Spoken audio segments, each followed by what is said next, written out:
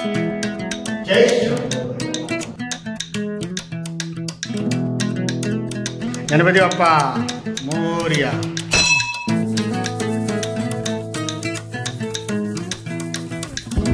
नमस्कार मंडळी, मी स्वागत खोत आपल्या मराठी यूट्यूब चॅनलमध्ये आपलं खूप खूप स्वागत आहे।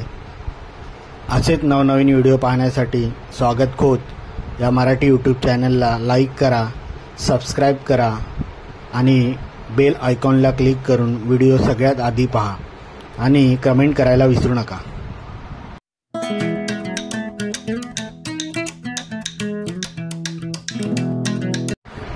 तर मंडळी, आज आपण जात आहोत अशा देवस्थानाला की ज्या देवस्थानाची संपूर्ण महाराष्ट्रात नव्हे तर पूर्ण जगभरात ख्याती आहे आणि या देवस्थानाला कोकणात काशी असे म्हटले जाते। तर या देवस्थानाचे नाव आहे श्री देव कुणकेश्वर।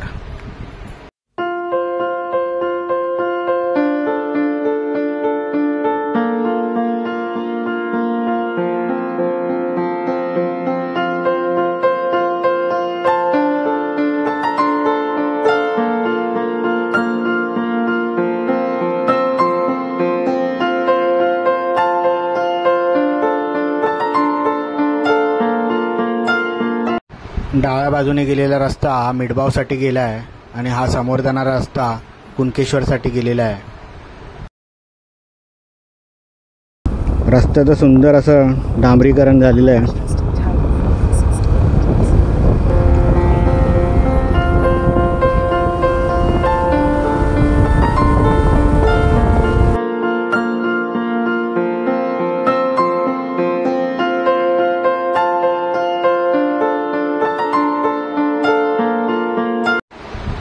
श्री देव कुणकेश्वराचे मंदिर हे देवगडपासून 6 किलोमीटर अंतर व मिडबावपासून जवळजवळ 8 किलोमीटर अंतरावर आहे।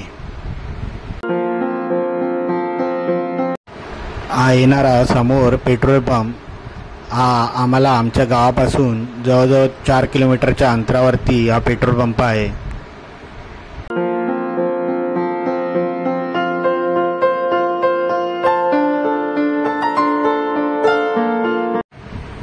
कुणकेश्वर मंदिर हे कोकणातले एकमेव प्राचीन आणि भव्य मंदिर आहे।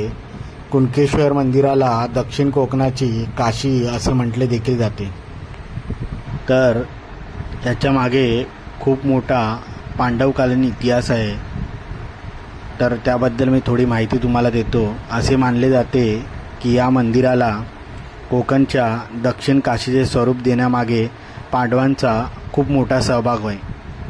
12 वर्षाचा वनवास व 1 वर्षाचा अज्ञातवास भोगत असताना पांडव कुणकेश्वर मंदिरापाशी येऊन पोचले। तेव्हा हे मंदिराच्या आजूबाजूचा निसर्गरम्य परिसर पाहून त्यांनी या काशी विश्वेश्वराचे स्मरण झाले। पांडव जेव्हा कुणकेश्वराच्या मंदिराच्या ठिकाणी आले तेव्हा त्यांनी शंकर महादेवाला प्रसन्न करण्यासाठी मंदिरालगतच्या समुद्रात एका रात्रीत 21 शिवलिंगांची प्रतिष्ठापना केली होती। आजही समुद्राला येणाऱ्या ओहोटीच्या वेळी ही 21 शिवलिंगे पाहण्यास मिळतात आणि ही शिवलिंगे पूर्वी जशी होती तशीच आजही पाहायला मिळतात।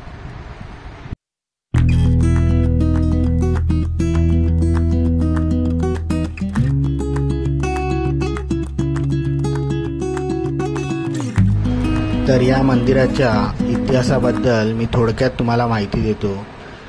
देवगडमधील श्री देव कुणकेश्वराचे हे मंदिर जवळजवळ 1100 वर्ष जुने प्राचीन मंदिर असल्याचे मानले जाते। या मंदिराचे बांधकाम 11व्या शतकात यादव घराण्याकडून केले गेल्याचे बोलले जाते। 16व्या शतकात मुघलांच्या काळात औरंगजेबाचा पुत्र शाह आझम याने मंदिरावर आक्रमण करून मंदिर उद्ध्वस्त करण्याचा प्रयत्न केला होता। शाह आझमकडून झालेल्या आक्रमणानंतर छत्रपती शिवाजी महाराजांनी या मंदिराचा जीर्णोद्धार केला होता।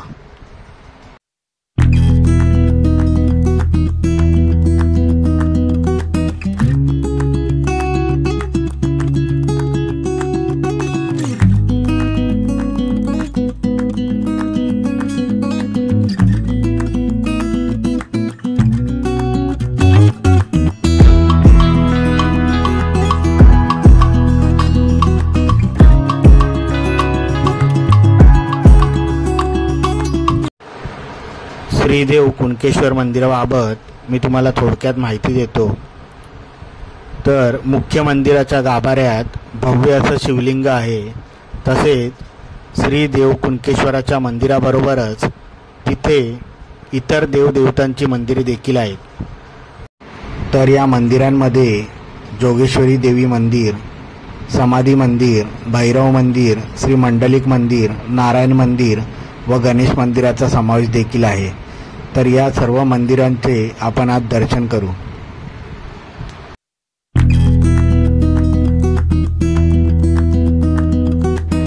तर आपण श्री देव कुणकेश्वर मंदिराच्या जवळ आलेलो आहे। सुंदर असा निळाशार समुद्र आणि या समुद्राला लागूनच हे समोर दिसणारे श्री देव कुणकेश्वराचे मंदिर।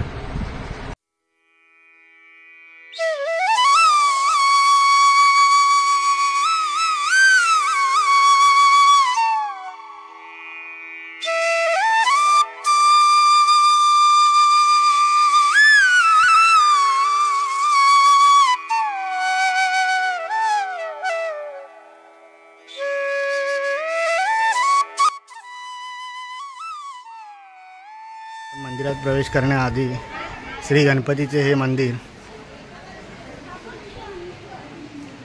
आणि हे श्री गणपती बाप्पा। गणपती बाप्पा मोरया।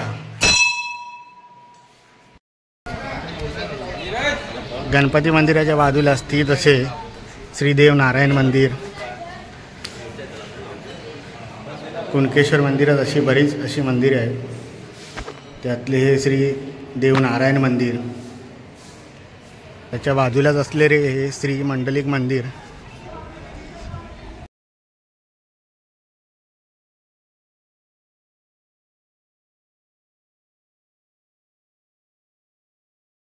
आणि समोर श्री देव कुणकेश्वराचे प्रवेशद्वार आणि त्यांच्या समोर असलेली ही नंदींची मूर्ती व नंदींच्या मूर्तीच्या बाजूला असलेले हे भव्य असे दीपस्तंभ। मंदिराचा सभामंडप हा फार मोठा आहे।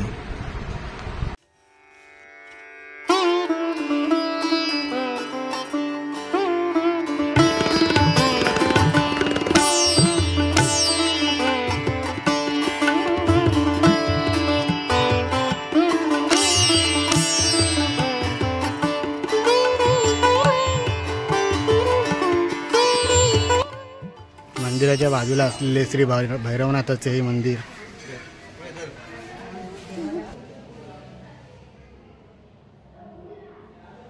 जय शंभो भैरवनाथ। हो पार्वती पते हर महादेव। त्याच बाजूला असलेले श्री देवी जोगेश्वरीचे मंदिर। श्री देव कुणकेश्वराच्या मंदिराच्या बाजूला भव्य दिव्य असं श्री देवी जोगेश्वरीचे मंदिर।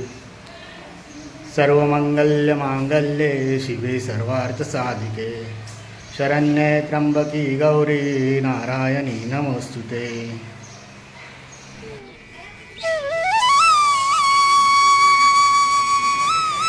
मंदिराला लागून अशी सुंदर अशी बावडी।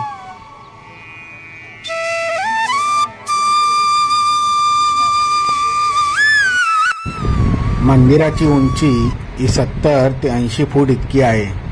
तर मंदिराचे बांधकाम हे द्रविड शैलीमध्ये केल्याचे दिसून येते। अथांग पसरलेल्या समुद्रकिनाऱ्यावर वसल्यामुळे श्री देव कुणकेश्वराच्या मंदिराची तटबंदी देखील तेवढीच भक्कम बांधण्यात आली आहे। मंदिराचा पाया हा ग्रेनाइट खडकाने बनवलेला आहे। कुणकेश्वर मंदिराचे संपूर्ण बांधकाम हे अत्यंत कौशल्यपूर्ण पद्धतीने केल्याचे स्पष्ट होते।